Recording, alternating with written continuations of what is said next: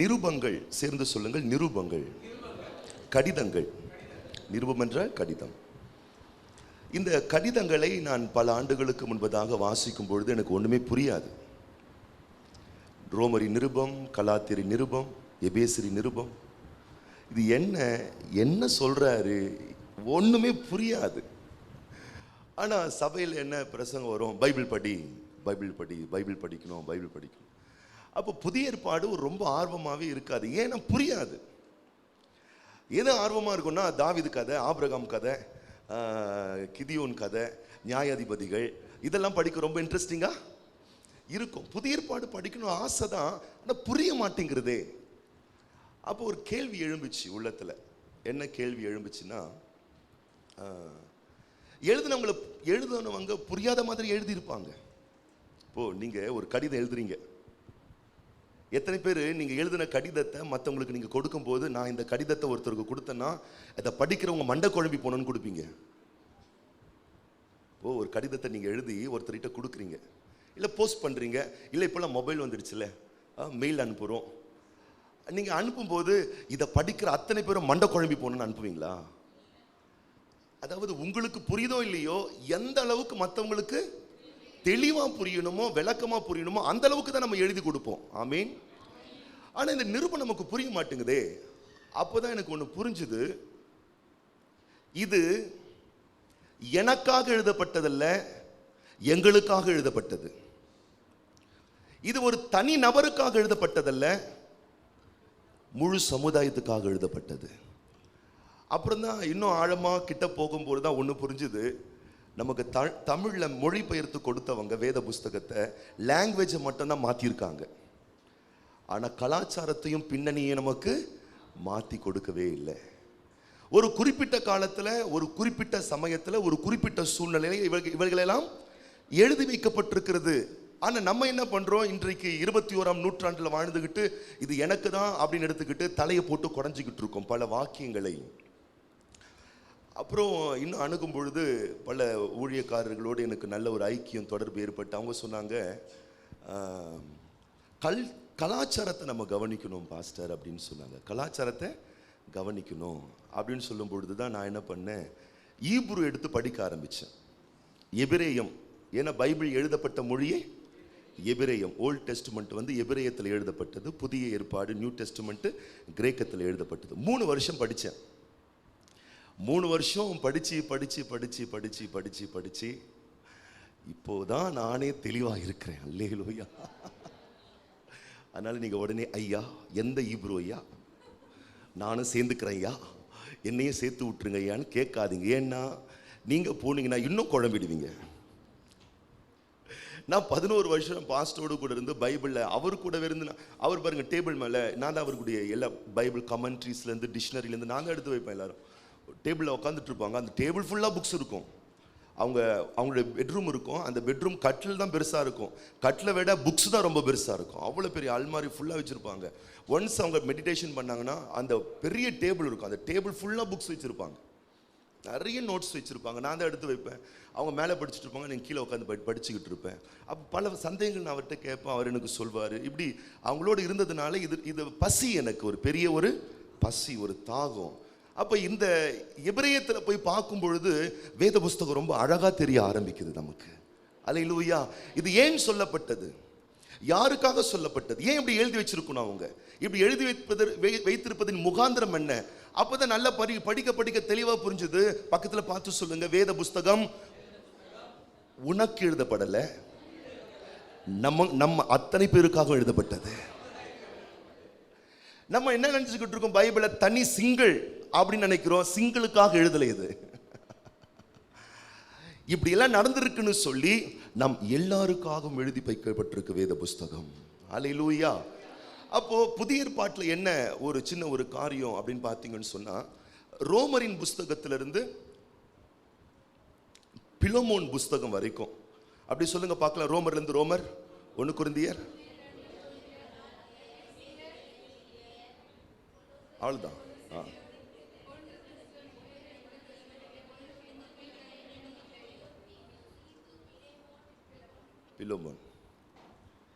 Philemon.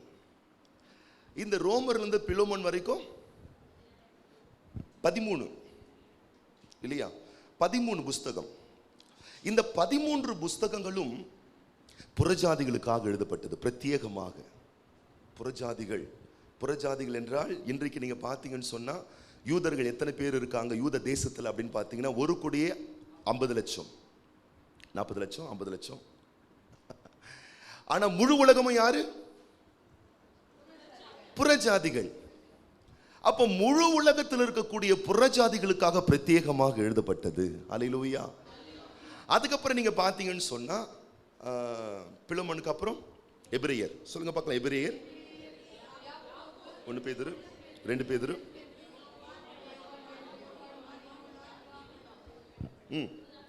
வெளிப்படுத்தின விசேஷம் 9 புஸ்தகங்கள். இந்த 9 புஸ்தகங்கள் பிரத்யேகமாக யூதர்களுக்காக எழுதப்பட்டது. யூதர் சமயத்தை அமைந்தவர்கள், இவங்களுக்காக பிரத்யேகமாக இது எழுதப்பட்டது. அப்ப நல்லா நம்ம கவனித்துக் கொள்ள வேணும். ஒவ்வொரு வேத புஸ்தகத்தையும் பின்னணியை வைத்து நாம் பார்க்கும் பொழுது நமக்கு அது கொடுக்கப்பட்ட, எழுதப்பட்ட, நம்முடைய கரத்திலே அர்ப்பணிக்கப்பட்டதான உன்னதமான நோக்கத்தை நாம் தெளிவாக புரிந்து கொள்வதற்கு நமக்கு மிகவும் அது உபயோகமானதாய் காணப்படுகிறது. ஹல்லேலூயா. தேவனுடைய நல்ல நாமத்திற்கு மகிமை உண்டாவதாக. அப்போ இந்த வேத சத்தியங்கள் அத்தனையும் இப்படிப்பட்ட காலங்களில் இது கொடுக்கப்பட்டதுனால நல்லா கவனிக்க வேணும். மற்றவங்களுக்கு வந்த கடிதத்தை நம்ம வச்சுக்கிட்டு தலையை போட்டு பிசைஞ்சிக்க கூடாது, சொரிஞ்சிக்க கூடாது. இப்போ நான் ஒரு சின்ன காரியம் நான் கேட்குறேன். எத்தனை பேருக்கு வழவழ கட்டினா தெரியும்? வழவழ கட்டி தெரிஞ்சவங்க மட்டும் கை தூக்கும். வழவழ கட்டி, வழவழ கட்டி சுத்த தமிழ் வார்த்தை தெரியல பத்தி அவங்களுக்கு. வழவழ கட்டின்றது சுத்த தமிழ் வார்த்தை, ஆனா யாருக்குமே தெரியல. 200 வருஷத்துக்கு முன்னாடி நம்முடைய இந்தியர்கள், மண்ணின் மைந்தர்கள் வழவழ கட்டின்னு சொல்லிட்டு இருந்தாங்க. எதை? சோப்பை. சோப்பு வந்து தமிழ் வார்த்தையே இல்லை. அல்லேலூயா. மேற்கத்தியர்கள் மூலமா நமக்கு சோப்பு வந்து இப்ப நம்ம என்ன சொல்ல ஆரம்பிச்சிட்டோம்? சோப்புன்றோம். அது சோப்பு இல்லை. அப்போ வழுவழு கட்டின்னு சொல்லி ஒரு கடிதம் வருதுன்னா அது என்ன வழுவழு கட்டி? அப்ப ஐஸ் கியூப்ஸா இருக்கும் அப்படின்னு சொல்லி நீங்க எடுத்துக்கிட்டீங்கன்னு வச்சுக்கொள்ளுங்களேன். வழுவழு கட்டி எடுத்து அவர் சரீரத்தில் தேய்த்தாருன்ன உடனே நம்ம என்ன எடுத்துக்க கூடாது? ஓ, வழுவழு கட்டி எடுத்து சரீரத்தில் தேய்ச்சாங்கன்னா வழுவழுப்பா இருக்கிறது ஐஸ் கியூப்ஸ் தான் வழுவழுப்பா இருக்கு. ஐஸ் கியூப்ஸை தூக்கி எடுத்து உடம்புல சொரிஞ்சுக்கொண்டு. அப்போ பல விதத்துல, பல கோணங்கள்ல அந்த நூற்றாண்டுகளுக்கு தக்கவனமாக வேத புஸ்தகத்தில் அற்புதமான காரியங்கள் எழுதி வைக்கப்பட்டிருக்கிறது. அதனுடைய பின்னணிகள் நமக்கு புரியலன்னு வச்சுக்கொள்ளுங்களேன், ரொம்ப குழப்பம் அடைஞ்சிருவோம், ரொம்ப நம்ம வேதனை அடைஞ்சிருவோம். அப்புறம் பைபிள் படிக்கணுன்றாங்க, நான் படித்த ஒன்றுமே புரிய மாட்டேங்குதுன்ற மாதிரி சங்கடப்பட நம்ம ஆரம்பித்து விடுவோம். அப்போ நம்ம நல்லா கவனிக்க வேணும். வேத புஸ்தகத்தை கொடுத்த தேவன் நமக்குள்ளாக ஒரு பரிசுத்த ஆவியானவர் இருக்கிறார். நன்றை கவனித்துக் கொள்ளுங்கள். வேத புஸ்தகம் என்பது உங்களை பயமுறுத்துகிற புஸ்தகங்கள்ல உங்களை வாழ வைக்கிற புஸ்தகம். வேத புஸ்தகம் உங்களை நயம் காட்டி, உங்களை சங்கடப்படுத்தி, உங்களை எந்த விதத்திலும் குற்ற உணர்வுக்குள்ளாக உங்களை தள்ளி, உங்களை வியாகுலப்படுத்துகிற ஒரு புத்தகம் அல்ல. ஒவ்வொரு மனிதனையும் தேற்றி உயிர்ப்பித்து நிறுத்தக்கூடிய தேவனுடைய வார்த்தைகள் அடங்கிய புத்தகம். அப்ப நீங்க வேத புஸ்தகத்தை படிக்கும் பொழுது நீங்க பயப்படுறீங்க, திகில் அடைகிறீங்க, குழப்பம் அடைகிறீங்கன்னு சொன்னா பக்கத்துல தொட்டு சொல்லுங்க, தப்பா புரிஞ்சுக்கிட்டு இருக்கீங்கன்னு அர்த்தம். தவறா நீங்க புரிஞ்சுக்கிட்டு இருந்தனால தான் உங்களுக்கு வேத புஸ்தகங்கள் அப்படியாக அது காணப்படுகின்றது. அப்போ ஒவ்வொருவருக்கும் நமக்கு ஒரு பெரிய கடமை இருக்கு. என்ன கடமைன்னா, ஐயா என்னை எங்கேயாச்சும் போய் சேர்த்து விடுங்க, எனக்கு பைபிள் ரொம்ப குழப்பமா இருக்குன்றதுன்னு சொல்றது நிறுத்திட்டு இங்க வந்து ஒரு 3 வருஷம் படிங்க. பக்கத்துல பார்த்து சொல்லுங்க, இந்த நம்ம சர்ச்சில் வந்து ஒவ்வொரு சண்டே ஈவினிங்கும் ஒரு 3 வருஷம் வந்து படிங்க, நோட்ஸ் எடுங்க, ரொம்ப தெளிவாயிடுவீங்க. இப்பவே சில பேர் சொல்றாங்க, ரோமர் வந்து எனக்கு ரொம்ப குழப்பமான புஸ்தகம், ஆனா இப்போ ரொம்ப தெளிவா புரியுதுங்கன்னு இங்க வந்தே சொல்ல நிறைய பேர் ஆரம்பிச்சுட்டாங்க. இன்னொரு 3 வருஷம், ஏன்னா நானே 3 வருஷம் படிச்சு தான் ரொம்ப தெளிவாக ஆரம்பிச்சேன். அல்லேலூயா. அப்போஸ்தலனாகிய பவுல் மிகப்பெரிய வெளிப்பாட்டை பெற்றிருந்தாலும் அவர் வேத புஸ்தகத்தை அதிகமான தேவ சமூகத்தில் மட்டுமல்ல, பெரிய பெரிய பரிசுத்தவனுடைய பாதத்திலிருந்து படித்து கொண்ட ஒரு பெரிய அப்போஸ்தலன். அல்லேலூயா, ஆமென் சொல்றவங்க. அப்ப தேவனாகிய கர்த்தர் வேத புஸ்தகத்தை மட்டும் கொடுக்கல, போதனைகளை கொடுக்கக்கூடிய போதகர்களை நமக்கு தேவன் கொடுத்திருக்கிறார். அப்ப அதை நாம் சரியான விதத்திலே பகுத்து வாசிக்கும் பொழுது நிச்சயமாக வேத புஸ்தகம் போல ஒரு ஆசீர்வாதமான புஸ்தகம் இந்த உலகத்தில் வேற எதுவுமே இருக்க முடியாது. அல்லேலூயா. மகாவீரன் நெப்போலியன், வரலாற்று சரித்திரம் படைத்த மகாவீரன் நெப்போலியன், அவருடைய கடைசி நாட்கள்ல அவர் என்ன பண்ணிட்டாங்க, கைது பண்ணி வேறு நாட்டினர் அவரை அரெஸ்ட் பண்ணி, அவர் பண்ண எல்லா விதமான காரியங்களுக்காக இவரை அரெஸ்ட் பண்ணி என்ன பண்ணணும், இவர் எங்க இருக்காருன்னு யாருக்குமே தெரியக்கூடாதுன்னு சொல்லி ஒரு தீவுல கொண்டு போய் அவரை சிறையில் அடைத்துட்டாங்க. ஒரு தீவுனா உங்களுக்கு புரியும். அந்த தீவுல ஒரு சிறைச்சாலை, அந்த சிறைச்சாலைக்குள்ள நெப்போலியனை வச்சுட்டாங்க. இந்த நெப்போலியன் எங்க இருக்காரு யாருக்குமே தெரியாது. ஆனா இந்த நெப்போலியனை பற்றி கேள்விப்பட்டதான எந்த நாடு அவரை கைது செய்ததோ அந்த நாட்டில் இருந்ததான ஒரு அதிகாரி அவரை பார்க்கணும் அப்படின்னு ரொம்ப விரும்பினார். யாரும் அவருக்கு அனுமதி கொடுக்கல. எப்படி போய் பார்த்துட்டார். பார்த்ததுக்கு அப்புறம் அவர் என்ன பண்ணாரு, அந்த சிறைச்சாலை அதிகாரிகள் கிட்ட இருந்து ஒரு பெர்மிஷன் வாங்கி, இந்த நெப்போலியன் ரொம்ப தனிமையில ரொம்ப கஷ்டப்படுறாரு, இவர் தனிமையா இருக்கிறதுனால அவருக்கு பொழுதுபோக்கு எதுவுமே இல்லை, ஒரு என்டர்டைன்மெண்ட் இல்லை, அதனால நான் அவருக்கு ஒரு செஸ் போர்டு கொடுக்க விரும்புகிறேன். செஸ் விளையாட்டு நம்ம கேள்விப்பட்டிருப்போம், ஒருவேளை விளையாடாமல் இருந்திருக்கலாம், நமக்கு நல்லாவே தெரியும். அந்த செஸ் போர்டை நான் அவர் கையில் கொடுக்குறேன் அப்படின்னு சொல்லி பெர்மிஷனோட என்ன பண்ணாரு, அந்த செஸ் போர்டை நெப்போலியன் கையில் கொடுத்தார். இந்த நெப்போலியன் என்ன பண்ணுவார், செஸ் விளையாடுவார். ஒவ்வொரு நாளும் விளையாடுவார், தனியாக விளையாடுவார், யாருமே அவர் கூடவே இல்லை. மாசங்கள் விளையாடினார், வருஷங்கள் விளையாடினார், வயதாகி விட்டது, மரித்து போய்விட்டார். அவர் செத்து போன உடனே அவருடைய உடைமைகளை எல்லாம் என்ன செய்தார்கள், ஏலம் விட ஆரம்பித்தாங்க. அப்போ ஒரு குறிப்பிட்ட நபர் என்ன பண்ணார், அந்த செஸ் போர்டை ஏலத்துக்கு எடுத்தார். ஏலத்துக்கு எடுத்துக்கு அவர் அதை யூஸ் பண்ணும் பொழுது கண்டுபிடிச்சாரு, இது சாதாரணமான ஒரு செஸ் போர்டு இல்லை, இதுக்குள்ள ஏதோ ஒரு புதையல் இருக்கு, ஏதோ ஒரு ரகசியம் இருக்கு. அதுக்கப்புறம் இந்த செஸ் போர்டை அவர் ஆராய்ந்து அதை பிரித்து பார்த்த உடனே அது உள்ள ஒரு வரைபடம் இருந்துச்சாம். என்ன படம் இருந்துச்சாம், வரைபடம். என்ன வரைபடம், என்ன மேப்பு, அந்த நெப்போலியன் ஒரு தீவில் இருந்தார் இல்லையா, ஒரு சிறையில் இருந்தார் இல்லையா, அந்த சிறையிலிருந்து மிக எளிதாக சுலபமாக தப்பித்து அவர் செல்வதற்கான ஒரு அற்புதமான ஒரு வரைபடம். நெப்போலியனுக்காகவே அது வடிவமைக்கப்பட்டது. அது செஸ் போர்ட்லயே இருக்கு. ஆனா நெப்போலியனுக்கு தெரியலையே, தெரியாமலே மரிச்சு போனார். அதுக்கப்புறமா தான் கண்டுபிடிச்சாங்க, அவருக்காகவே ஒரு அற்புதமான ஒரு வரைபடம் வைக்கப்பட்டிருந்துச்சு. இன்னைக்கும் நமக்கு கையில ஒரு அருமையான ஒரு வரைபடம் இருக்கு. வாழ்க்கையில கேடுகளுக்கு தப்ப, சாபங்களுக்கு தப்ப, பாவங்களுக்கு தப்ப, தேவரகமான வாழ்க்கை பெற்று வாழ, மகத்துவமான கிருபைகளை பெற்று தேவனுக்காக உன்னதமான ஒரு வாழ்க்கை வாழ நம்முடைய கருத்தில் ஒரு வரைபடம் கொடுக்கப்பட்டிருக்கு. ஆனால் அவைகள் மறைவாக வைக்கப்பட்டிருக்கலாம். நாம் தான் இதன் மேல் வாஞ்சை கொண்டு தாகத்தோடு வாசித்து இதில் என்ன சொல்லப்பட்டிருக்கு, என்ன சொல்லப்பட்டிருக்கு, ஏன் இப்படி பிரசங்கம் பண்றாங்க, இப்படி பிரசங்கம் பண்ற நோக்கம் என்ன, சத்தியம் இதை தான் சொல்லுதா, என் வாழ்க்கை எப்படிப்பட்டதா இருக்க வேண்டும் என்று தேவன் விரும்புகிறார் என்று ஆராய்ந்து பார்த்து பார்த்து இந்த வசனத்தை கவனமாய் நீங்கள் எடுத்துக்கொள்வீர்களே, ஆனால் இதனால் உங்களுக்கு பாக்கியமான நன்மைகள் உண்டு என்பதை நீங்கள் மறந்துவிடக்கூடாது. அல்லேலூயா. எத்தனை பேர் சொல்றீங்க, நான் ஆராய்ந்து பார்க்க போகிறேன். அல்லேலூயா. அப்படிப்பட்டவர்கள் திருப்தி அடைவார்கள். நீதியின் மேல் பசிதாகம் உள்ளவர்கள் பாக்கியவான்கள், திருப்தி அடைவார்கள் என்று வேதம் சொல்லுகிறது. அப்போ பவுல் இந்த ரோமரின் நிருபத்தை பிரத்யேகமாக ரோமாபுரியில் இருக்கக்கூடிய சபைகளுக்கு எழுதுகிறார். அந்த சர்ச்சில் இருக்கக்கூடிய நபர்களுக்கு எழுதுகிறார். அந்த சபையில வந்து பார்த்தீங்கன்னா யூதர்களை பார்க்கலும் அதிகமாக யார் இருக்காங்க, புறஜாதிகள் தான் அதிகமாக இருக்காங்க. புறஜாதிகள் தான் அதிகமாக இருக்கிறாங்க. போன வாரத்திலலாம் அதுக்கு முந்தைய வசனத்தை நான் உங்களுக்கு விளக்கமாய் காண்பித்து கொடுத்தேன். என்ன காண்பித்து கொடுத்தேன், யூதர்கள் வந்து ஒலிவ மரம், ஆபிரகாம் ஒலிவ மரம். அந்த ஒலிவ மரத்தினுடைய கிளைகள் தான் யார், யூதர்கள், ஆபிரகாமினுடைய சந்ததிகள், பிள்ளைகள். ஆனால் கர்த்தராகிய இயேசு கிறிஸ்துவை அவர்கள் விசுவாசிக்காதபடினாலே அந்த கிளைகள் என்னவானது, முறிந்து போடப்பட்டது. அந்த முறிந்து போடப்பட்ட இடத்துல காட்டொளிவ மரமாக நாம் காணப்பட்டோமா, வனப்பகுதியிலே காணப்பட்டோமா, அருவருப்பாக நாம் காணப்பட்டோமா, மற்றவர்கள் பயன்படாத நிலையில் இருந்தோமா? வேதம் சொல்லுகிறது, காட்டொளிவ மரமாகிய நாம், நம்முடைய கிளைகள் அந்த காட்டொளிவ மரத்திலிருந்து பிடுங்கப்பட்டு நல்ல ஒளிவ மரத்தினோடு நாம் இணைக்கப்பட்டு விட்டோம். அப்ப நல்ல ஒலிவ மரத்தோடு நாம் இணைக்கப்பட்டதுனால நாம் அந்த நல்ல ஒலிவ மரத்தினுடைய வேருக்கும் சாருக்கும் நாம் சொந்தக்காரர்களாக மாறினதுனால அந்த வேறு சார் ஆபிரகாம், ஆபிரகாமின் ஆசீர்வாதம் நமக்கு அது சொந்தமாகிவிட்டது. அதுதான் புறஜாதிகளுக்கு பவுல் வியாக்கியானம் சொல்லி கொண்டிருக்கிறார். அப்படி சொல்லி கொடுக்கும் பொழுது 22ஆம் வசனத்தை நம்ம முடிச்சோம். தேவனுடைய தயவை வச்சு நம்ம முடிச்சோம். 23ல என்ன சொல்றாரு?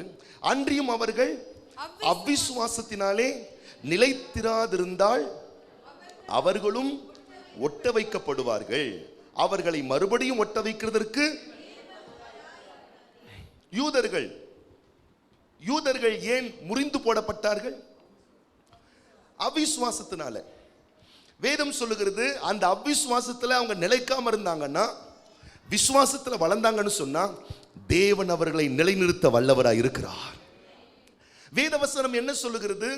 ஒரு மனுஷன் எப்படிப்பட்டவனாய் இருந்தாலும் அவன் வாழ்விலே அசைக்க முடியாத ஒரு விசுவாசம் இருக்குமே ஆனால், அந்த மனிதனையும் பயன்படுத்த, அந்த மனிதனையும் தகுதிப்படுத்த, அந்த மனிதனையும் வாழ வைக்க தேவன் வல்லவராய் இருக்கிறார். ரோமரின் புஸ்தகம் 4ஆம் அதிகாரத்தில் சொல்லப்பட்டிருக்கிறது, ஆபிரகாமுடைய சரீரம் செத்து போனது, சாராளுடைய கர்ப்பம் செத்து போனது.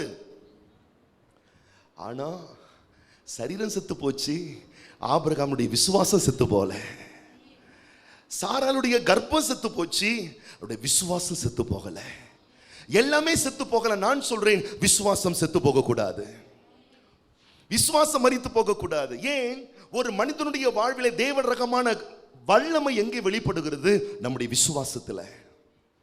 நாம் எங்கே அவிசுவாசத்தை விளங்க செய்கிறோமோ அங்கே தேவன் கிரியை செய்ய முடியாமல் போய்விடுகிறது. எத்தனை பேரால் ஆமென் சொல்ல முடியும்?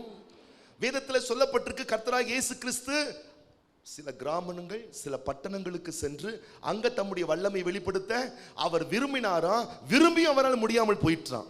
ஏன்? அவிசுவாசத்தினால. அவர்களுடைய அவிசுவாசத்தினால தேவனாலே கிரியை நடப்பிக்க முடியவில்லை என்று வேதம் போதிக்கிறது. ஆகவேதான் சொல்லப்பட்டிருக்கு, அந்த யூதர்களுக்கு மாத்திரம் அவிசுவாசம் இல்லாமல் கிறிஸ்துவின் மேல் ஒரு விசுவாசம் இருக்குமே ஆனால், அவர்கள் அல்ல, அவர்கள் விசுவாசத்தினால் தேவன் அவர்களை ஒட்ட வைத்து புது வாழ்வு கொடுப்பதற்கு அவர் வல்லவராக இருக்கிறார். எத்தனை பேர் சொல்றீங்க, இந்த மாலையில பல துன்பத்தின் பாதை நீங்கள் சென்று கொண்டிருக்கலாம், பலவீனத்தின் பாதை நீங்கள் சென்று கொண்டிருக்கலாம், தடுமாற்றத்தின் பாதை நீங்கள் சென்று கொண்டிருக்கலாம், எதிர்காலத்தில் பல இருள்கள் சூழப்பட்ட நிலவரங்கள் உங்களுக்கு காணப்படலாம். விசுவாசத்தை தளர விட்டு விடாதிருங்கள், விசுவாசத்தை விட்டு விடாதிருங்கள், விசுவாசத்தை பற்றி கொள்ளுங்கள். ஏனென்றால் விசுவாசத்தின் மூலமாக தேவன் வல்லமையான ரகத்திலே அவர் கிரியை செய்யக்கூடியவராய் இருக்கிறார். ஆகவேதான் விசுவாசத்தினாலே நீதிமான். நாம் நியாயப்பிரமாண கிரியைகளினால் பிழைப்பதற்காக நாம் அழைக்கப்படவில்லை. அவர் செய்து முடித்தாரே, அதன் மேல் வைக்கக்கூடிய விசுவாசத்தினாலே நாம் அத்தனை பேரும் பிழைப்பதற்காக நாம் தேவனால் நியமிக்கப்பட்டிருக்கிறோம். அல்லேலூயா. அடுத்த வசனம் சொல்லுகிறது 24, சுபாவத்தின்படி மரத்திலிருந்து நீ வெட்டப்பட்டு. சுபாவத்தின்படி, நம்முடைய சுபாவமே என்ன? ஆபிரகாமுடைய வித்து நாம் அல்ல, நாம் யூதருடைய கோத்திரத்தை சேர்ந்தவர்களும் அல்ல, சுபாவத்தின்படி நாம் இஸ்ரவேலர்களும் அல்ல. சுபாவத்தின்படி காட்டொளிவ மரம் என்றால் சுபாவத்தின்படி நாம் புறஜாதிகள், சுபாவத்தின்படி இந்த உலக கலாச்சாரத்தை நாம் சேர்ந்தவர்கள். சொல்லுகிறார், சுபாவத்தின்படி காட்டொளிவ மரத்திலிருந்து நான் வெட்டப்பட்டு. சுபாவத்திற்கு விரோதமாய் என் சுபாவமே இல்ல. என் சுபாவம் எல்லாம் முரட்டுத்தனம், என் சுபாவம் எல்லாம் கோபத்தனம், என்னுடைய சுபாவம் எல்லாம் பேய்த்தனம். ஆனால் ஆபிரகாம் மூலமாய் வரக்கூடிய அற்புத ரகமான வாழ்வு என்பது என்னுடைய சுபாவத்துக்கு விரோதமாக ஆசீர்வாதமானது, செழிப்பானது, நல்லொழுக்கம் உள்ளது, மிக தகுதியானது. சொல்லுகிறார், சுபாவமாயிருந்ததான காட்டொளிவ மரமாகிய நான் என் சொந்த சுபாவத்திற்கு விரோதமாய் நல்ல ஒளிவ மரத்திலே நான் ஒட்ட வைக்கப்பட்டிருக்கிறேன்.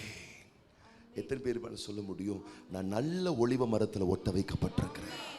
பக்கத்தில் தொட்டு சொல்லுங்க, நீங்க நல்ல ஒளிவ மரத்தில் ஒட்ட வைக்கப்பட்டிருக்கிறீர்கள். அல்லேலூயா. எத்தனை பேரால் சொல்ல முடியும்? உங்க சந்ததி எப்படிப்பட்டதாக வேணா இருக்கலாம், உங்களுடைய பாரம்பரியம் எப்படிப்பட்டதாக வேணும் இருக்கலாம், உங்களுடைய பிறப்பு எப்படிப்பட்டதாக வேணும் இருக்கலாம், உங்கள் குடும்பம் எப்படிப்பட்டதாக வேணும் இருக்கலாம், உங்கள் பின்னணி அது எப்படிப்பட்டதாக, அது நல்லதா இருக்கலாம், கெட்டதா இருக்கலாம், நாசம் பிடிச்சதா இருக்கலாம், மோசம் பிடிச்சதா இருக்கலாம், பிரச்சனையே இல்லை. நான் இப்பொழுது எங்கே சேர்க்கப்பட்டிருக்கிறேன், அதுதான் முக்கியம். என்னுடைய இணைப்பு எங்கே ஏற்படுத்தப்பட்டிருக்கிறது அதுதான் முக்கியம். நான் இப்பொழுது எங்கே சேர்க்கப்பட்டிருக்கிறேன் அதான் முக்கியம். எத்தனை பேர் சொல்றீங்க, நான் ஆபிரகாமின் வேருக்கும் சாருக்கும் ஒப்பாய் இருக்கக்கூடிய நல்ல ஒலிவ மரத்துல நான் இணைக்கப்பட்டிருக்கிறேன், நான் சேர்க்கப்பட்டிருக்கிறேன், நான் அதனோடு முழுமையாக இணைக்கப்பட்டபடியினால் எத்தனை பேர் சொல்ல முடியும், நான் நல்ல மரமாகவே மாறிக்கொண்டிருக்கிறேன். அல்லேலூயா. மரத்தின் ஒரு தன்மை என்னவென்றால் என்ன செய்வாங்க அப்படின்னு பார்த்தீங்கன்னு சொன்னால், பல மாதத்துக்கு முன்னாடி அந்த பிக்சர் கூட நான் போட்டு காட்டினேன். என்ன பண்ணுவாங்கன்னா, சில மரங்கள் வந்து கசப்பாக இருக்குமா, சில மரங்கள் எப்படி இருக்குமா, ஒரு மாதிரி கசப்பாக இருக்குமா, புளிப்பாக இருக்குமா, ஒரு மாதிரி இருக்குமா. அவங்க என்ன பண்ணுவாங்களாம், இது மாதிரி இருக்குமா, உடனே என்ன பண்ணுவாங்களாம், அதுலேருந்து ஒரு கட் பண்ணி என்ன பண்ணுவாங்களாம், நல்ல மர துண்டுங்களை என்ன பண்ணுவாங்களாம், இது மாதிரி கட் பண்ணி என்ன பண்ணுவாங்களாம், நல்ல மர துண்டுகளை என்ன பண்ணுவாங்களாம், கட் பண்ண இடத்துல கொண்டு வந்து பொருத்தி விடுவார்களாம். அந்த பொருத்தி சில வாரங்கள், சில நாட்கள், சில மாதங்கள், சில வருடங்கள் ஆனதுக்கு அப்புறம் என்ன ஆகும்னு கேட்டீங்கன்னா ஆச்சரியமா இருக்கும். அந்த மரமே ரொம்ப சூப்பரான மரமா மாறிடுமா, அந்த மரமே சிறப்பான ஒரு மரமா மாறிடுமா. எத்தனை பேருக்கு புரியுது? நான் கெட்டவனா இருக்கலாம், என்னுடைய பாரம்பரியம், என்னுடைய வழக்கத்தின்படி, என் சமுதாயத்தின்படி நான் மோசமானவனா இருக்கலாம். ஆனா ஒரு நல்ல இடத்துல நான் வந்துட்டேன், ஒரு நல்ல ஒரு ஐக்கியத்தில் நான் சேர்ந்துட்டேன். கிறிஸ்துவோடு என்னுடைய ஐக்கியம் இருக்கிறது, பிதாவாகிய தேவனோடு என்னுடைய ஐக்கியம் இருக்கிறது. என்னுடைய ஐக்கியமானது பரலோக சர்வ சங்கமாகிய சபையோடு இணைக்கப்பட்டபடினாலே நான் நல்ல இடத்துல நான் இருக்கிறேன். தேவ பிள்ளைகளுடைய உள்ளத்துல ஒரு பெரிய சந்தோஷம் இருக்க வேணும், ஒரு பெரிய மகிழ்ச்சி இருக்க வேணும். நான் ஒரு நல்ல குடும்பத்தை சேர்ந்தவன், நல்ல ஒரு சபையை நான் சேர்ந்தவன், நல்ல ஒரு ஐக்கியத்தை நான் சேர்ந்தவன். சுபாவத்தின்படி நான் முரட்டு வாதம் பிடித்தவனா இருக்கலாம், சுபாவத்தின்படி நான் கேடுள்ளவனாக இருக்கலாம். ஆனால் அந்தகார இருளில் இருந்ததான என்னை ஆச்சரியமான ஒளிக்குள்ளாக என் பரலோக தேவன் என்னை கொண்டு வந்து சேர்த்து விட்டபடியினாலே நான் இருளின் பிள்ளை அல்ல, நான் வெளிச்சத்தின் பிள்ளையா இருக்கிறேன், நான் ஒளியின் பிள்ளையா இருக்கிறேன், நான் பரிசுத்த பிள்ளையா இருக்கிறேன், தேவாதி தேவனுக்கு சொந்த பிள்ளையா நான் இருக்கிறேன். அந்த அற்புத ரகமான சிந்தை உங்களுக்கு இருந்துச்சுன்னு வச்சுக்கொள்ளுங்களேன். அன்பு தேவ பிள்ளைகளே, நீங்கள் காட்டொளிவ மரமா, காடே இல்லாத மரமா, எந்த மரம்ன்றது பிரச்சனையே இல்லை. நீங்கள் நான் ஒரு நல்ல ஒளிவ மரத்தோடு நான் இணைக்கப்பட்டுட்டேன்ற ஒரு சிந்தை, ஒரு உணர்வு உங்களுக்கு வந்துடுச்சிங்கன்னா அருமையாக கனி கொடுக்க ஆரம்பிப்பீர்கள். அல்லேலூயா. கனி எப்பொழுது வருகிறது? நல்ல கனி தானாக வருவது இல்லை. மரம் நல்ல மரமே ஆனால் கனி நிச்சயமாக நல்ல கனியாக இருக்கும். மரம் கெட்டதா இருக்குமே ஆனால் சந்தேகத்திற்கு இடமே இல்லை, கனி நிச்சயமாய் கெட்டதாகவே இருக்கும். கனியை சொல்லி பிரச்சனை இல்லை, மரத்தை சொல்லிதான் பிரச்சனை. அப்ப நான் என் உணர்விலே, என் சிந்தையிலே ஒரு பெரிய வெளிச்சம் உண்டாக வேணும். நான் நல்ல மரத்துல சேர்க்கப்பட்டிருக்கேன், நல்ல மரத்தோடு ஐக்கியம் கொள்ளப்பட்டிருக்கிறேன், நல்ல மரத்தின் வேருக்கும் சாருக்கும் நான் சொந்தமானபடினாலே ஆவின் கனி என் வாழ்வில் கடினம் அல்ல, அது தானாகவே என் வாழ்வில் வெளிப்படக்கூடிய இயல்பான தன்மையாக மாறிவிடுகிறது. அல்லேலூயா. இன்னைக்கு மீட்கப்பட்ட ஜனங்களுக்கு, ரட்சிக்கப்பட்ட ஜனங்களுக்கு ஆவின் கனியை கொடுக்கிறதுனாலே ரொம்ப கஷ்டம். நிறைய பேர் சொல்லுவாங்க, ஃப்ரூட் இல்லையே. ரூட்டு எங்க அவங்க சேர்க்கப்பட்டாங்கன்னு நிறைய பேருக்கு தெரியல. ரூட்டு தெரியாததுனால தான் ஃப்ரூட் இல்லை. என் ரூட்டு தெரியணும், நான் நல்ல மரத்தோடு நான் இணைக்கப்பட்டிருக்கிறேன். அல்லேலூயா. நான் கேட்கிறேன், ஆவின் கனிகள் இருக்கு இல்லையா? எபேசியரின் கலாத்தியரின் புஸ்தகம் 5ஆம் அதிகாரம், கலாத்தியர் 5:22 வாசிங்க பார்க்கலாம்.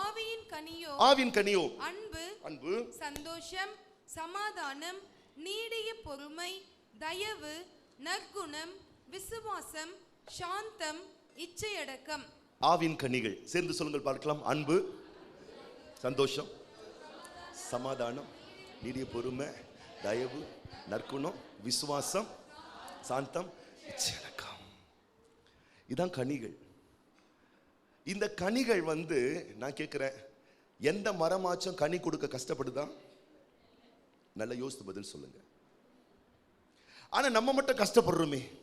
அன்பு கஷ்டமா இருக்கு, ஐயோ அன்பு கூறவே முடியலையா? சந்தோஷம் அவ்வளவு கஷ்டப்பட்டு கொடுக்குறோம் கனியை, சந்தோஷமாவே இருக்க முடியலையா? நிம்மதியே இல்லையா வாழ்க்கையில? கடினமா இருக்கு, சாந்தமா இருக்க முடியல, அடிச்செல்லாம் போற இருக்கு.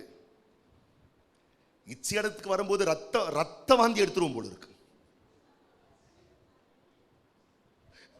ரத்த வாந்திய வந்துரும். கனி என்பது அந்த மரத்திலிருந்து தானாக இயல்பாக வெளிப்படக்கூடிய அற்புதமான ஒரு செயல். அப்போ கனி நிறைய பேருக்கு இன்னைக்கு நிறைய பேருக்கு கேள்வி, பரிசுத்த ஜீவியம் ரொம்ப கஷ்டம். பக்கத்துல தொட்டு சொல்லுங்க, பரிசுத்த ஜீவியம் கஷ்டம்னு பிசாசு பொய் சொல்லி வச்சிருக்கான். கனிகள் கஷ்டம்னு பிசாசு பொய் சொல்லி வச்சிருக்கான். பொய்யை நம்பாதீங்க. இவைகள் எல்லாம் கனிகள். நீங்க என்னைக்கு நான் எங்க இருக்கிறன்றதை நீங்க உணர்ந்தீங்கன்னா, புரிஞ்சீங்கன்னா, சிந்திக்க ஆரம்பிச்சீங்கன்னா கனி தானாக வெளிப்பட ஆரம்பிக்கும்.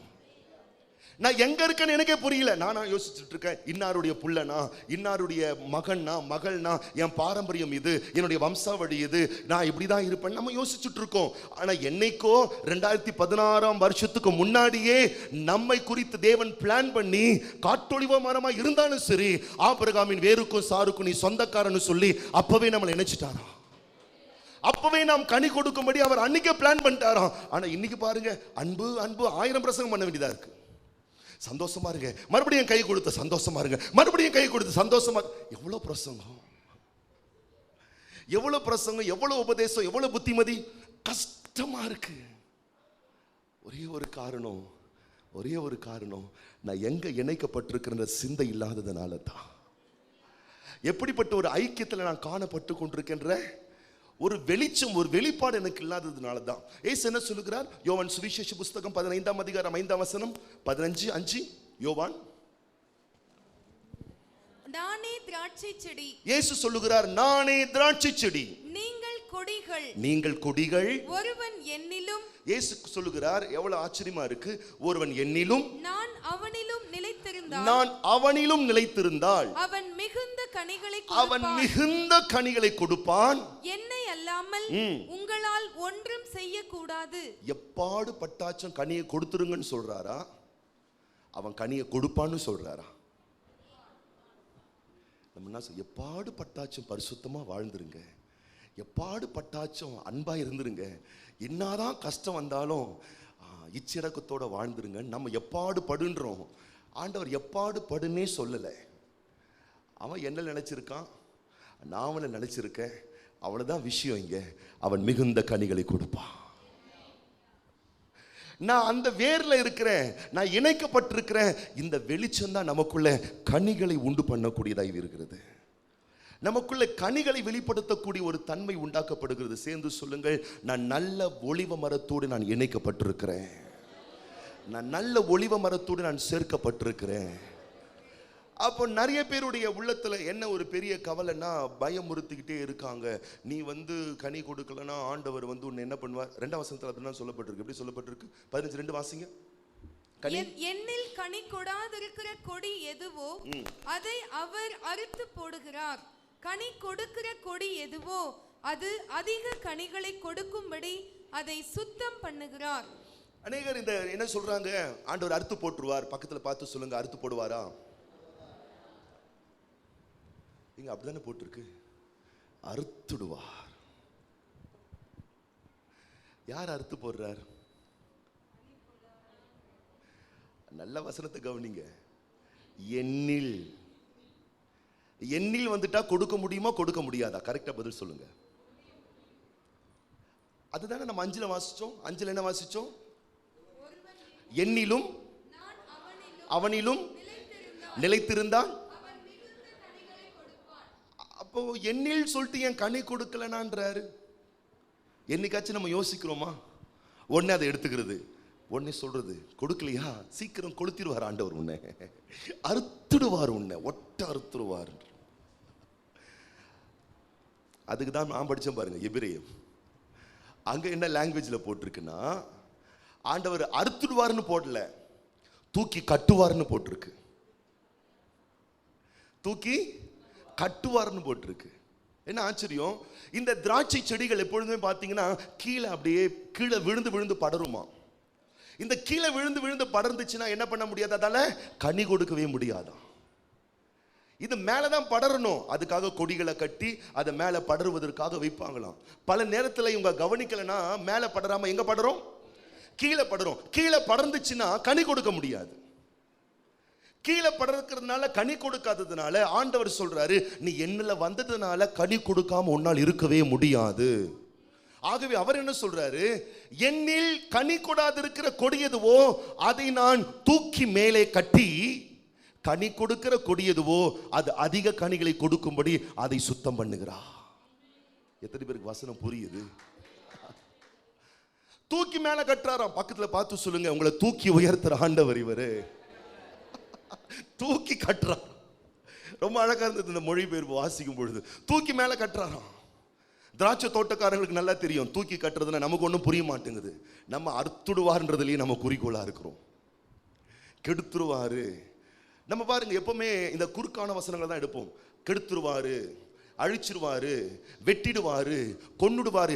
இந்த வசனத்தை வச்சே நம்ம ரவுண்ட் அடிச்சு நம்மளையும் பயமுறுத்திக்கிட்டு மற்றவங்களையும் பயமுறுத்திக்கிட்டு, நீயும் நல்லா இருக்காத, நானும் நல்லா இருக்க மாட்டேன், நானும் சந்தோஷமா இருக்க மாட்டேன், நீயே சந்தோஷமா இருக்கணும். அதுக்குன்னு ஒரு மீட்டிங்கை போட்டு எல்லாரையும் கூப்பிட்டு உட்கார வச்சு அறுத்துடுவார் ஆண்டவர். அதுக்கு ஒரு பிரசங்கத்தை சொல்லி பக்கத்தில் தொட்டு சொல்லுங்க, அறுக்கிற ஆண்டவர் இல்ல, தூக்கி கட்டி கனி கொடுக்கும்படி நமக்கு சுத்தம் பண்ணுகிற ஆண்டவர். அந்த வேர்டு தான் ரொம்ப முக்கியம். எண்ணில் 6 படிங்க.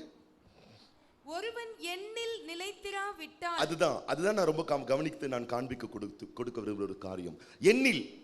எண்ணில் அவருக்குள்ள ஒரு மனுஷன் வந்துட்டா நிச்சயமா கனி கொடுப்பான். எண்ணில் நிலைத்திராவிட்டால், அவர் கிட்ட வரலன்னு சொன்னா, நிலைத்திராவிட்டால் வெளியே இருண்ட கொடியை போல எரிந்து உடர்ந்து போவான். அப்படிப்பட்டவர்களை சேர்த்து அக்கினியிலே போடுகிறார்கள், அவைகள் எரிந்து போகும். இப்ப எது முக்கியம்? வாயில திறந்து சொல்லுங்க, அவரில். அதனால இங்க போதிச்சுட்டு இருக்கோம், கிறிஸ்துவில், கிறிஸ்துவுக்குள், கிறிஸ்துன்ற எதுக்கு சொல்றோம்? அங்க இருங்க, அந்த சிந்தையில இருங்க. அந்த சிந்தையில நீங்க இருக்கணும்னு சொன்னா, முதல்ல உங்க தகுதியெல்லாம் தூக்கி தூரமா வச்சுட்டு, என் தகுதியே இல்லாம தான் நான் அங்க வந்திருக்கிறேன்ற சிந்தையில நான் இயேசுவுக்குள் இருக்கிறேன்ற ஒரு சிந்தை உங்களுக்குள் வேர்கொண்டு எழும்ப வேணும். ஹல்லேலூயா. அதே யோவான் சொல்லுகிறார், 1 யோவானின் புஸ்தகம் 4ஆம் அதிகாரம் 15ஆம் வசனம், 4:15. இயேசுவானவர் தேவனுடைய குமாரன் என்று அறிக்கை பண்ணுகிறவன் எவனோ, இயேசுவானவர் தேவனுடைய குமாரன், இயேசுதான் தேவனுடைய குமாரன் அப்படின்னு சொல்லி அறிக்கை பண்ணுகிறவன் எவனோ அவனில் தேவன் நிலைத்திருக்கிறார், அவனும் தேவனில் நிலைத்திருக்கிறான். இங்க தேவன் ஒரு மனுஷனுக்குள்ள நிலைச்சிருக்கிறதும் அந்த மனுஷன் தேவனுக்குள்ள நிலைச்சிருக்கிறதுக்கும் அடிப்படை என்ன தகுதி? இங்க வசனத்தை பார்த்தே சொல்லுங்களேன். இயேசுதான் தேவனுடைய குமாரன் அப்படின்னு யார் அறிக்கை செய்யறாங்களோ அந்த அறிக்கையே போதும், அந்த விசுவாசமே போதும், உங்களை அவருக்குள்ள நிலைக்க வச்சிரும், உங்களை கனி கொடுக்க வச்சிரும், உங்களை பலனுள்ளவர்களாய் அது மாற்றிவிடும். ஹல்லேலூயா. நம்ம எங்க இருக்கோம் நமக்கு தெரிய மாட்டேங்கிறது. நான் கிறிஸ்துவுக்குள்ள இருக்கிறேன்றத பிரசங்கத்தை ஏதோ காத்தா கேட்டுட்டு அது அப்படியே இந்த காதல கேட்டு அந்த காதல விடுறது இல்லை. நிறைய பேர் சொல்லுவாங்களே, இந்த காதல கேட்டு அந்த காதல ஏன் போகுது, இந்த காதல கேட்டு இந்த காதலையே விட்டுறது. எப்பொழுதுமே ஒரு சிந்தை, நான் இயேசுவை ஏற்றுக்கொண்டதுனால, நான் அறிக்கை செஞ்சதுனால, நான் கிறிஸ்துவுக்குள்ள நான் நிலைச்சிருக்கேன். இது என்னால் உண்டானதல்ல, இது தேவ செயல். அவர் என்னை இழுத்து கொண்டார், அவர் தன்னோடு என்னை சேர்த்து கொண்டார், நான் அவருள் மறைக்கப்பட்டிருக்கிறேன், நான் அவருக்குள் ஒளித்து வைக்கப்பட்டிருக்கிறேன். சேர்ந்து சொல்லுங்கள், நல்ல ஒலிவ மரத்தோடு நான் சேர்த்து வைக்கப்பட்டிருக்கிறேன். ஹல்லேலூயா. நல்ல மரத்தோடு இணைக்கப்பட்டதுனால எத்தனை பேரால ஆணித்தரமா சொல்ல முடியும், என் வாழ்க்கையில் அத்தனையும் நன்மைக்குத்தான் இடம் உண்டு. ஏன்? என் மரம் அது மாதிரி. மரம் நல்லதா இருந்தா நிச்சயமா என்னால் என்ன பண்ண முடியும்? நல்ல கனியை கொடுக்க முடியும். நம்ம என்ன பண்றோம், நான் எந்த மரத்தில் இருக்கின்றது நமக்கு புரிய மாட்டேங்கிறது. நமக்கு ஒரு சத்தியம் நன்றாய் புரிய வேணும். இயேசு கிறிஸ்து அற்புதமான தயவினால் எனக்காக ரத்தம் சிந்தி ஆபிரகாமுடைய வேருக்கும் சாருக்கும் என்ன பண்ணிட்டாரு? கனெக்ஷன் பண்ணி விட்டதுனால நிச்சயமா என் சொந்த வாழ்க்கையில நல்ல கனிகளை என்னால கொடுக்க முடியும். அல்லேலூயா. கனிகள் எப்படி வருது, எப்படி வெளிப்படுது, எப்படி அது செயல்பட ஆரம்பிக்கிறது? ஒன்றே ஒன்று, நான் அவருக்குள் வரும்படிக்கு அவர் தயவு செய்து விட்டார். இனி நான் செய்ய வேண்டியது எல்லாமே நான் அவரை நிலைச்சிருக்கிறேன் என்ற ஒரு சிந்தை, நான் அவருக்குள்ள இருக்கின்றதான ஒரு மிகப்பெரிய ஒரு வெளிச்சம். இந்த வெளிச்சம் உங்களுக்குள்ள அதிகமாக அதிகமாக அதிகமாக ஆச்சரியமா இருக்கும். உங்களுக்கே ரொம்ப ஆச்சரியமா இருக்கும். நீங்க கனிகளை கொடுக்க ஆரம்பிச்சிருவீங்க.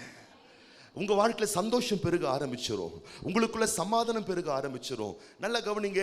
வேத புஸ்தகத்தை படிச்சு பயந்து போனவங்களும் உண்டு. வேத புஸ்தகத்தை படிச்சு படிச்சு படிச்சு படிச்சு வாழ்க்கையில முன்னேறினவங்களும் உண்டு. வேத புஸ்தகத்தை படிச்சு இது கடவுளா, இவ்வளவு கொடூரமான லேவியராகமும் உபாகமெல்லாம் படிச்சுட்டு கடவுள் இவ்வளவு கொடூரமா இருக்கிறாரு, மனுஷனை கொல்றாரு, வெட்டுறாரு, யுத்த கலவரங்கள் இதெல்லாம் படிச்சுட்டு கொடூரமான தேவனா இருக்கிறாருன்னு சொல்லி பைபிளை தூக்கி ஓரமா வச்சுட்டு கடவுளையும் வானன்னு போனவங்க எத்தனை பேர் சரித்திரத்தில் படிக்கும் பொழுது? இதே வேத புஸ்தகத்தை படிச்சு இதே வேத புஸ்தகத்தை ஏற்றுக்கொண்டு கர்த்தர் நல்லவர்னு புரிஞ்சு அவருக்காக சாட்சியை வாழ்கிறவர்கள் ஏராளமான பேர். அப்போ எதுல கவனத்தை செலுத்த வேணும்? ஒவ்வொரு மனிதனுடைய கண்ணோட்டங்கள் தான் ரொம்ப முக்கியம். ஒவ்வொரு மனிதர்களாகி நம் வேத புஸ்தகத்தை எப்படி பார்க்கிறோன்றது தான் ரொம்ப நமக்கு முக்கியமான ஒரு கருத்தாய் அது காணப்படுகிறது, முக்கியமான ஒரு விஷயமாக காணப்படுகிறது. அப்போ நம்ம சொந்த வாழ்வில் நம்ம அறிந்து புரிந்து வைத்திருக்க வேண்டிய ஒரு அற்புதமான சத்தியம், நான் நிலைச்சிட்டேன் அப்படின்னு சொன்னா நான் நிச்சயமாகவே ஆசீர்வதிக்கப்பட்டிருப்பேன். அப்போ ஏன் வாழ்க்கையில் சோதனைகள் வருது, வேதனைகள் வருது, சங்கடங்கள் வருது, குழப்பங்கள் வருகிறது? நன்றை கவனிங்கள். ஒவ்வொரு குழப்பங்களுக்கும் ஒவ்வொரு வாக்கு தத்தங்கள் நமக்கு சொந்தம். ஒவ்வொரு பலவீனத்திலும் ஒவ்வொரு வாக்கு தத்தங்கள் நமக்கு சொந்தம். ஒவ்வொரு தனிமையிலும் ஒவ்வொரு வாக்கு தத்தங்கள் நமக்கு சொந்தம். ஒவ்வொரு தடைகள் மத்தியிலே ஒவ்வொரு வாக்கு தத்தங்கள் நமக்கு சொந்தம். ஒவ்வொரு வருத்தத்தின் வேளையிலும் ஒவ்வொரு வாக்கு தத்தங்கள் நமக்கு சொந்தம். நன்றை கவனிங்கள். வாக்கு தத்தம் நமக்கு ஏன் சொந்தமாக்கப்பட்டிருக்கிறது? சூழ்நிலைகளை மேற்கொள்வதற்காக.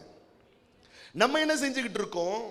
சூழ்நிலையை பெருசா எண்ணிட்டு வாக்குத்தத்தத்தை கேள்வி கேட்டுக்கிட்டு இருக்கோம். ஆண்டவரே நீர் சொன்னீரே கர்த்தரின் மேய்ப்பரா இருக்கிறார், நான் தாழ்ச்சி அடைய மாட்டேன், கையில நயா பைசா இல்லையே ஆண்டவரே. சூழ்நிலையை நம்பிக்கிட்டு வார்த்தையே வாக்குத்தத்தத்தை கேள்வி கேட்டுட்டு இருக்கோம். நானா உண்மையா நான் அவருக்குள்ள நிலைச்சிருக்கேன்னு சொன்ன நான் என்ன தெரியுமா பண்ணணும்? சூழ்நிலையை பார்த்து சொல்லணும், சூழ்நிலையே பற்றாக்குறை, நீ எப்படி என்கிட்ட வரலாம்? என்கிட்ட வரத்து கொடுக்க ரைட்ஸே கிடையாது. ஏன்னா கர்த்தர் என் மேய்ப்பரா இருக்கிறார், நான் தாழ்ச்சி அடைய மாட்டேன், நான் குறைவுபட மாட்டேன், நான் ஒண்ணுமில்லாம போக மாட்டேன். ஏன்னா என் தேவன் தம்முடைய மகிமையின் ஐஸ்வரியத்தினால் என் குறைவுகளை எல்லாம் நிறைவாக்க வல்லவரா இருக்கிறார். சீஷர்களை பார்த்து இயேசு சொல்றாரு, அக்கறைக்கு போவோம் வாருங்கள்.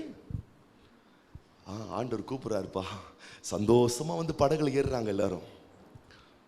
படகுல ஏறி உட்கார்ந்ததுக்கு அப்புறமா என்ன ஆகுது? சாரு அழகா தலகாணி எடுத்துன்னு போய்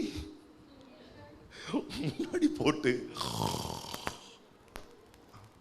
இயேசு கிறிஸ்து புயல் வரும்னு அவருக்கு தெரியுமா தெரியாதா? அப்ப ஏன் தூங்கினாரு? ஒரு பாஸ்டர் சொன்னாரு, இயேசு தூங்கலையா, தூங்கினா மாதிரி நடிக்கிறார். நம்ம தான் நினச்சிக்கிட்டு இருக்கோம் ஆண்டவர் கண்ணு காணாத மாதிரி இருக்கிறார். நானும் கடன் தொல்லையில் இருக்கிறேன், நானும் பிரச்சனையில் இருக்கிறேன், நானும் கைவிடப்பட்டிருக்கேன், ஒன்றும் நடக்க மாட்டேது. ஆண்டவர் என்ன பண்ணுறாரு? கண்ணும் காணாமல் இருக்கிறாருன்னு நம்ம நினச்சிக்கிட்டு இருக்கோம். அவர் சொல்கிறார், நீ தான் ஆபிரகாமின் வேருக்கும் சாருக்கும் ஆபிரகாமின் ஆசீர்வாதத்துக்கு நீ சொந்தக்காரனாச்சே, ரைட் சைடுன்றார். Right side. நீ பூமியில் கட்டுவது எதுவோ அது கட்டப்படும், நீ ரிலீஸ் பண்ணுவது எதுவோ அது ரிலீஸ் பண்ணப்படும். நீ எதை கட்டவிழ்க்கிறியோ அதை கட்டவிழ்ப்படும், நீ எதை கட்டுறியோ அதிகாரத்தை கொடுத்திருக்கிறாரு. அதனாலதான் ஆண்டவர் தூங்கிட்டு இருக்காராம். ஒருவேளை நம்ம கணக்கின்படியே ஒருவேளை தூங்குற மாதிரி நடிக்கிறாரோ? இவன் என்னதான் பண்றான் பார்க்கலாம், இந்த பலவீனத்தில் என்னதான் பண்றாங்க பார்க்கலாம், இந்த பிரச்சனையில் என்னதான் பண்றாங்க பார்க்கலாம், இந்த வியாதியில் என்னதான் பண்றாங்க பார்க்கலாம், இந்த நெருக்கத்தில் என்னதான் பண்றாங்க பார்க்கலாம். நம்ம ஐயோ அம்மான்னு புலம்பிக்கிட்டு இருக்கோம். சீடர்களாம் வந்து கூப்பிடுறாங்க, ஐயரே இது அநியாயமா இல்லையா? நாங்க இங்க செத்து போறோம், நல்ல கொட்டை விட்டு தூங்கிட்டு இருக்கிறீரே. இயேசு வந்து என்ன பண்ணாரு? பேதுரு மேல கை போட்டு, யோவான் மேல் கை போட்டு, என் அன்பு மகனே பயப்படாதே, உனக்கு வேண்டியபடி எல்லாம் செய்வேனாரா? அற்ப விசுவாசியே, ச்சே உனக்கு வெக்கமா இல்ல? இத்தனை வருஷம் பிரசங்கம் பண்ண உனக்கு, இத்தனை வருஷம் போதிச்சு கொடுத்தேன், உனக்குள்ள இருக்கக்கூடிய விசுவாசம் எங்க போச்சுன்னாரு. எத்தனை பேர் சொல்றீங்க இன்னைக்கு இயேசு நம்மளை பார்த்து அதான் சொல்லுவார் நினைக்கிறேன்.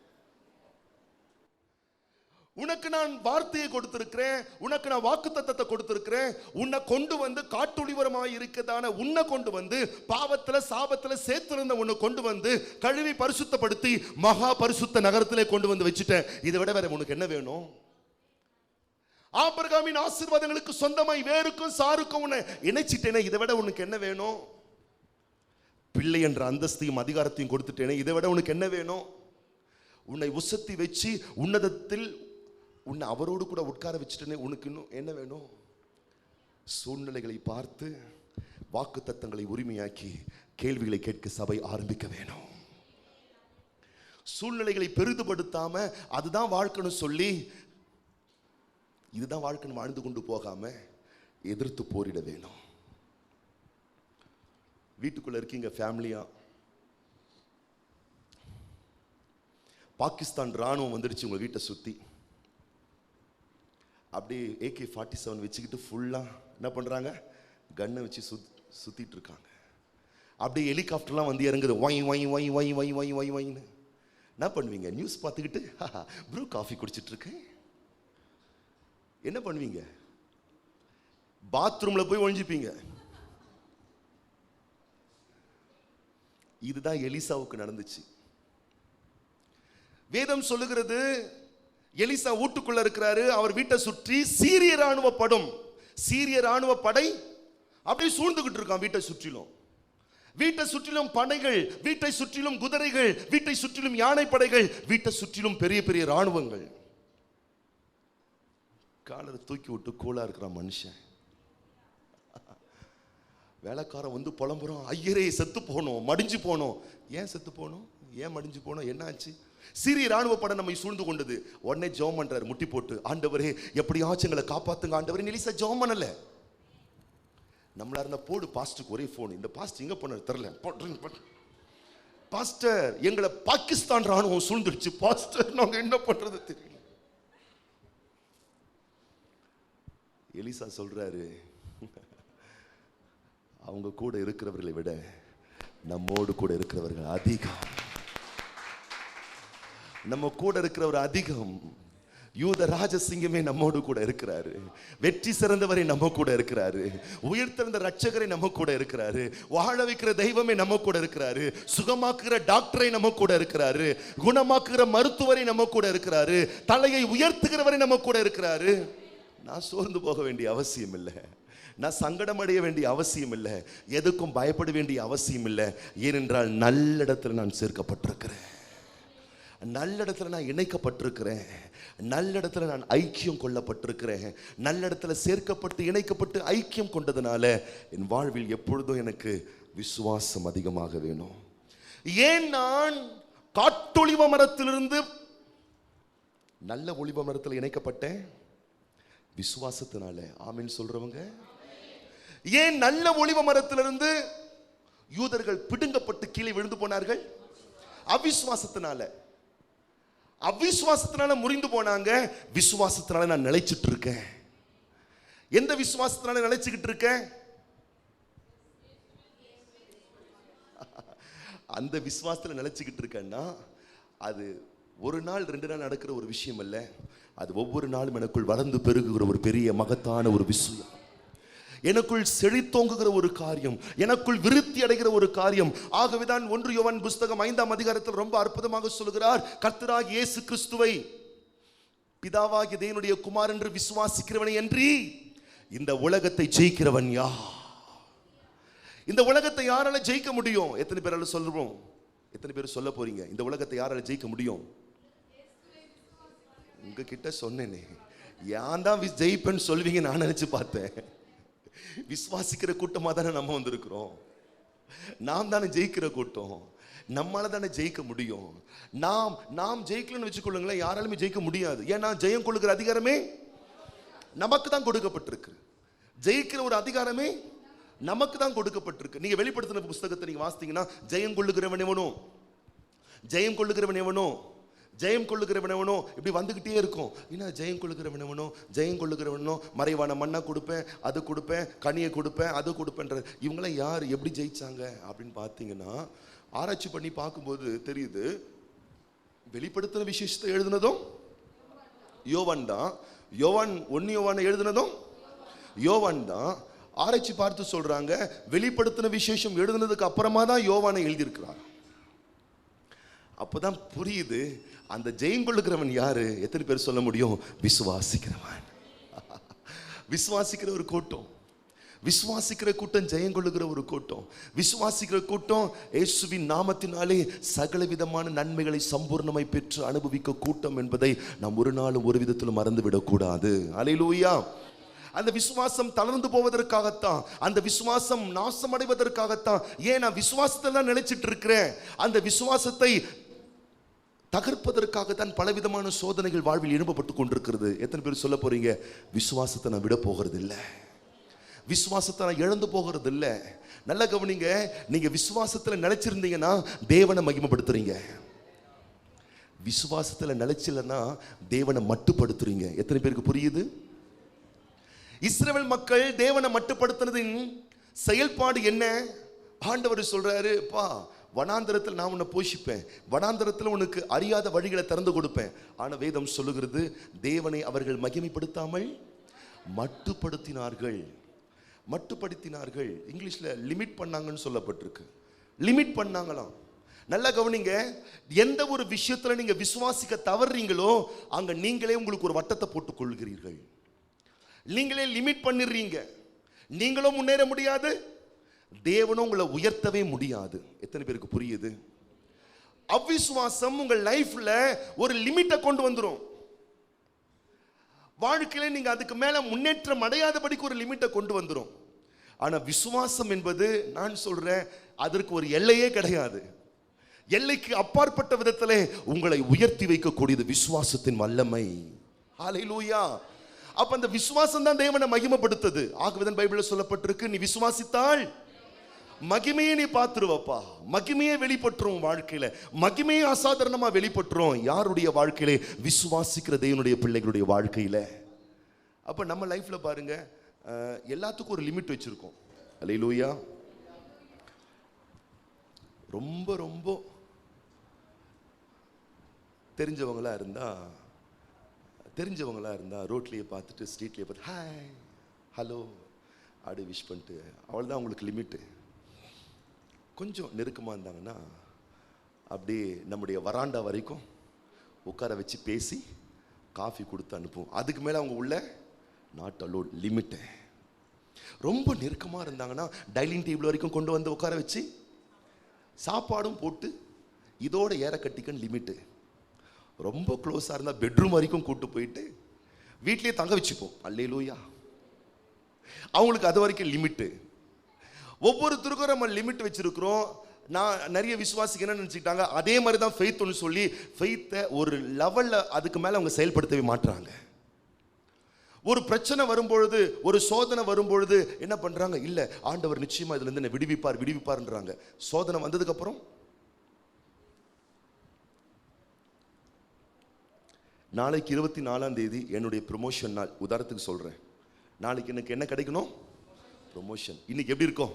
கிடைச்சிரும். ஆமீன் ஆமீன் ஆமீன். 24 நாளைக்கு போனால் ஊற்றி மூடியாச்சு, இன்னும் உங்களுக்கு சான்ஸே இல்லை. இப்போ விசுவாசம் எப்படி இருக்கும்? என்னடா விசுவாசம், நானும் ஃபாஸ்டிங் பண்ணேன், நானும் ஆண்டவர்கிட்ட சொன்னேன், அந்த பாஸ்டரும் கத்தி கத்தி பிரசங்கம் பண்ணாரு, அதுதான் விசுவாசம் நினச்சி நானும் இருந்தேன். 24ஆம் தேதி ஊற்றி அமிச்சிட்டாங்களே. விசுவாசம் தளராது. விசுவாசத்துக்கு தெரியும், இந்த ப்ரொமோஷன் அல்ல, இதை விட பெரிய ப்ரொமோஷன் எனக்கு காத்துக்கிட்டு இருக்கு. அது விசுவாசம் பேசும். இந்த காரியம் இல்லை, இதை விட பெருசு ஆண்டவர் எனக்கு செய்ய போறாரு, இதுவல்ல இதிலும் பெரிதானவர்களை நான் காண போகிறேன் என் வாழ்க்கையில. ஏனென்றால் நான் நல்ல ஒலிவ மரத்தோடு நான் இணைக்கப்பட்டிருக்கிறேன், நல்ல மரத்தோடு நான் சேர்க்கப்பட்டிருக்கிறேன். நல்ல மரத்தோடு நான் சேர்க்கப்பட்டதுனால என்னுடைய ஃப்ரூட் ரொம்ப சிறப்பாக தான் இருக்கும். என் ஃப்ரூட் ரொம்ப அருமையா இருக்கும், என்னுடைய வேலை ஒண்ணு அவரோடு இணைந்திருப்பது தான், அவ்வளவுதான். என்னை தூக்கி கட்டுறது, என்னை சுத்திகரிப்பது, என்னை பராமரிப்பது, எனக்கு போதிப்பது, என் மேல் கண்ணை வச்சு ஆலோசனை சொல்வது, அத்தனையும் அவர் பொறுப்பு. முழு போக்கஸிங்க அவர் மேல செலுத்துவது மாத்திரமே என்னுடைய முழு கவனமா இருக்கிறது. எத்தனை பேர் சொல்ல போறீங்க, நான் நல்ல ஒளிவ மரத்தோடு இணைக்கப்பட்டிருக்கிறேன்? எத்தனை பேர் அதை நம்ப முடியுது? வேதம் சொல்லுங்க, நான் நல்ல ஒளிவ மரம், நல்ல ஒளிவ மரத்தோடு நான் இணைக்கப்பட்டிருக்கிறேன். மகிமையான தேவன் ஆபிரகாம் மேல ஏன் அவ்வளவு அன்பு வச்சார் தெரியல. ஆபிரகாம் மேல பாசம் வச்சு 12ஆம் அதிகாரத்தில் அழகாய் ஒரு வார்த்தை சொல்லுகிறார், உன் நிமித்தம் உன் மூலம் பூமியில் உள்ள சகல வம்சங்கள் எல்லாம். அப்படின்னா என்ன அர்த்தம்? ஆபிரகாம் இல்லாம, ஆபிரகாமுடைய சந்ததி இல்லாம, ஆபிரகாமுடைய ஐக்கியம் இல்லாம ஒத்த மனுஷன் அந்த உலகத்துல பிளஸிங்ஸா இருக்கவே முடியாது. எத்தனை பேருக்கு புரியுது? அப்ப ஆபிரகாமுக்கு தான் அந்த ரைட்ஸ் கொடுத்தாரு, நமக்கு அந்த தகுதி இல்லை. தேவ இரக்கம், தேவ தயவு, தேவ கிருபை எங்கேயோ இருந்த கொண்ட இருந்த நம்ம ஆண்டவருடைய வசனம் வந்துச்சு, வார்த்தை வந்துச்சு, சுவிசேஷம் வந்துச்சு. ஆண்டவரை முழு இருதயத்தோடு நம்ம ஏற்றுக்கொண்டோம். எவ்வளவு பெரிய ஆச்சரியம்! என் ஆண்டவர் காட்டொளிவ மரமா இருந்து என்னை கொண்டு வந்து அந்த ஆபிரகாமின் வாக்கு தத்துவத்தோடு என்னை சேர்த்து இணைச்சு விட்டுட்டாரு. ஆபிரகாமுக்கு தான் எல்லாமே. நான் அங்க போய் இணையணும்னு சொன்னா என்கிட்ட எந்த ஏதுக்கள் கிடையாது. இயேசு எனக்காக கல்வாரி சிலுவையிலே மரித்து ஆபிரகாமின் ஆசீர்வாதங்கள் புறஜாதிகளுக்கு வரும்படி அவர் ரத்தம் சிந்தி மீட்டதுனால, அதை நான் விசுவாசிச்சதுனால நான் இப்போ நல்ல ஒரு மரத்தோடு நான் இணைக்கப்பட்டிருக்கேன். எத்தனை பேருக்கு தெளிவாக புரியுது? நான் நல்ல மரத்தில் நான் சேர்க்கப்பட்டிருக்கிறேன், நல்ல மரத்தில் நான் சேர்க்கப்பட்டிருக்கேன். அப்படியே கண்களை மூடி இருக்கிற சூழ்நிலையில் எத்தனை பேரால் விசுவாசிக்க முடியாது? நல்ல தேவனோடு நான் ஐக்கியமாக இருக்கிறேன், நல்ல தேவனோடு நான் ஐக்கியப்பட்டிருக்கிறேன், நல்ல தேவனோடு நான் சேர்க்கப்பட்டிருக்கிறேன், நல்ல ஒளிவ மரத்தில் நான் இணைக்கப்பட்டிருக்கிறேன். நல்ல ஒளிவ மரத்தில் நான் இணைக்கப்பட்டதுனால எத்தனை பேரால் நம்ப முடியுது? நிச்சயமா என் வாழ்க்கையில் நல்ல கனிகள் வெளிப்படும். எத்தனை பேரால் விசுவாசிக்க முடியுது? உங்களால் நிச்சயமா பரிசுத்தமாக ஜீவிக்க முடியும், உங்களால் அன்புள்ள ஒரு வாழ்க்கை செய்ய முடியும், உங்களால் இச்சையடக்கமுள்ள ஒரு வாழ்க்கை நிறைவேற்ற முடியும், உங்களால் சாந்தத்தை வெளிப்படுத்த முடியும், சமாதானத்தை வெளிப்படுத்த முடியும், சந்தோஷத்தை வெளிப்படுத்த முடியும். அத்தனை கனிகளும் அற்புதமாய் உங்கள் வாழ்வில் வெளிப்பட முடியும். காரணம் என்ன? நல்ல மரத்தோடு இணைக்கப்பட்டிருக்கிறீர்கள். என்னை அழைத்தவர் என்னை அப்படியாக மாற்றி விட்டிருக்கிறார். என்னை அப்படிப்பட்ட நிலையில என்னை கொண்டு வந்து விட்டுட்டார். எத்தனை பேர் சொல்ல போறீங்க, இந்த உலகத்தில் நான் எந்த சந்ததி, எந்த பாரம்பரியம், எந்த இடம், என்னுடைய பின்னணி என்ன, என்னுடைய சுபாவம் என்ன, இதெல்லாம் நான் எல்லாத்தையும் நான் மறந்துடுறேன்? எத்தனை பேர் சொல்ல போறீங்க, எல்லாத்தையும் நான் மறந்துடுறேன்? ஒருவேளை இன்னைக்கு நீங்க சில பலவீனத்தோட வந்திருக்கலாம், மறந்துருங்க. சில பிரச்சனையோடு நீங்க வந்திருக்கலாம், மறந்துருங்க. சில குழப்பத்தோடு நீங்க வந்திருக்கலாம், மறந்துருங்க. சில தனிமையோடு நீங்க வந்திருக்கலாம், மறந்துருங்க. சில சங்கடங்களோடு நீங்க வந்திருக்கலாம், மறந்துருங்க. எத்தனை பேர் சொல்ல போறீங்க, நான் எல்லா சங்கடங்களை நான் மறந்துட்டு இன்னைக்கு நான் ஒரு நல்ல மரத்தோடு, நல்ல ஒளிவ மரத்தோடு, ஒளிவ மரத்தின் வேருக்கும் சாருக்கும் சொந்தமாய் நான் சேர்க்கப்பட்டதனால ஆபிரகாமுடைய சகல ஆசீர்வாதங்கள் எனக்கு அது சொந்தமாக்கப்பட்டிருக்கிறது. இந்த பூமியிலே, இந்த சமுதாயத்தில் நான் தேவனுடைய நாம மகிமைக்காக சுகமாய் வாழ்ந்திருப்பேன், ஆரோக்கியமாய் வாழ்ந்திருப்பேன், பரிசுத்தமாய் வாழ்ந்திருப்பேன். கனி கொடுக்கிற அனுபவம் எனக்கு உண்டாயிருக்கும். என் வாழ்விலே ஒரு நன்மையும் குறைவுபடுவது இல்லை, நான் ஒன்றுமில்லாமல் போவது இல்லை. தேவ பிள்ளையே, பல சங்கடங்கள் எழுப்பினால் சோர்ந்து போய்விடாதே. சூழ்நிலைகள் ஒரு பக்கம் இருக்கட்டும், சூழ்நிலையை பார்த்து வாக்கு தத்தத்தை உரிமையாக்கி கேள்வி கேட்பாயாக. உன் வாழ்க்கையில் பல விஷயங்கள் முன்னேற்றம் அடையாம இருக்கலாம். ஆபிரகாம் வாழ்வில் அப்படிதான் இருந்துச்சு.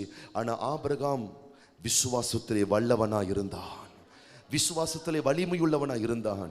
விசுவாசம் என்பது என்ன? விசுவாசம் என்றால் என்ன?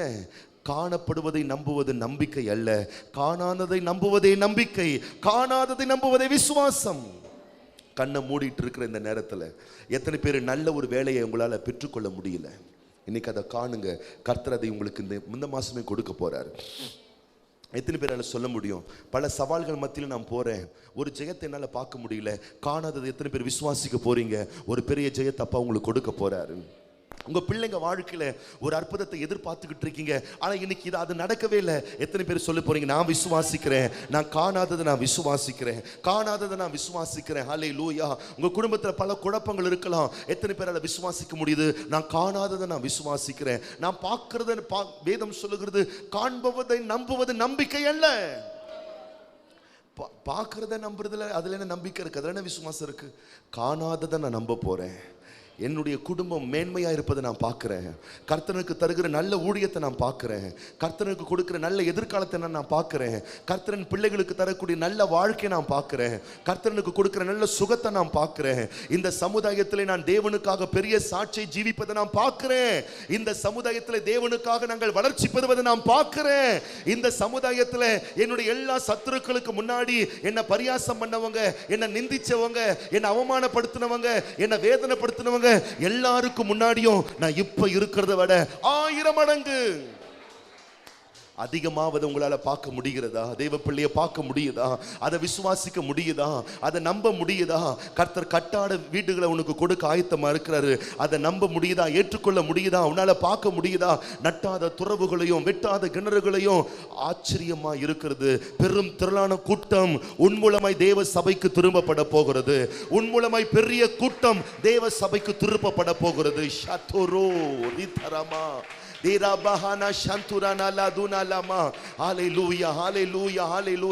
தேவனுக்காய் நான் பெரிய காரியம் செய்ய நான் விசுவாசிக்கிறேன். நான் அதை பார்க்கிறேன். இயேசுவின் நாமத்தினாலே, இயேசுவின் நாமத்தினாலே செயல்பட முடியாமல் இருந்த என் உடல் உறுப்புகள் செயல்பட ஆரம்பிக்கிறது. இதுவரைக்கும் என்னுடைய உடம்புல இருந்ததான ஒரு பலவீனம் என்னை விட்டு நீங்குது. ஆரோக்கியத்தை நான் பார்க்கிறேன், இளமையை நான் பார்க்கிறேன், புத்துணர்ச்சியை நான் பார்க்கிறேன், புது பலத்தை நான் பார்க்கிறேன். இதுவரைக்கும் நான் பார்க்காத உயர்வை நான் பார்க்கிறேன். இதுவரைக்கும் நான் பார்க்காத ஒரு சரீர ஆரோக்கியத்தை நான் பார்க்கிறேன். இதுவரைக்கும் நான் பெற்றிராத உயர்வை நான் பார்க்கிறேன். இதுவரைக்கும் நான் பார்த்திராததை இயேசுவின் நாமத்தினாலே நான் விசுவாசத்தை நான் பார்க்க விரும்புகிறேன். எத்தனை பேர் சொல்ல முடியும்? எத்தனை பேர் சொல்ல முடியும்? எத்தனை பேர் சொல்ல முடியும்? நான் விசுவாசத்துல வல்லவனா இருக்க விரும்புகிறேன். நான் விசுவாசத்துல வல்லவனா இருக்க நான் விரும்புகிறேன்.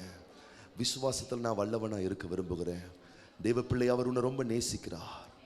ஏன்னா நீ எந்த அளவுக்கு தேவனுடைய வார்த்தையை நம்புறியோ, அவருடைய வார்த்தை சொல்லுகிறது, ஒருவன் என்னிலும் என்னுடைய வார்த்தை அவனிலும் நிலைத்திருக்குமேயானால் அவன் கேட்டுக்கொள்வது எதுவோ அது அவனுக்கு செய்யப்படும், அது அவனுக்கு கொடுக்கப்படும், அது அவனுக்கு தரப்படும், அது அவன் வாழ்வில் சொந்தமாய் நிறைவேற்றப்படும். கண்களை மூடி இருக்கிற நிலையில எத்தனை பேரால நம்ப முடியுது? எத்தனை பேரால விசுவாசிக்க முடியுது? செய்யவே படாத அதிசயத்தை நான் உனக்கு செய்ய போறேன்னு அப்பா சொல்றாரு. நான் சொல்ல போறேன். விசுவாசிக்கவே முடியாதது நான் விசுவாசிக்க போறேன். விசுவாசிக்கவே முடியாது என் சுக வாழ்க்கை துளிர்க்கும் நான் விசுவாசிக்கிறேன். நம்பவே முடியாது, நிச்சயமாகவே நான் விசுவாசிக்கிறேன். சுகமானேன், நான் பலனுள்ளவனா இருக்கிறேன், நான் மகத்துவமான வல்லமையை நான் பெற்றிருக்கிறேன். அப்பா சொல்றாரு, உனக்கு தான் அதிசயத்தை வச்சிருக்கிறேன்ப்பா.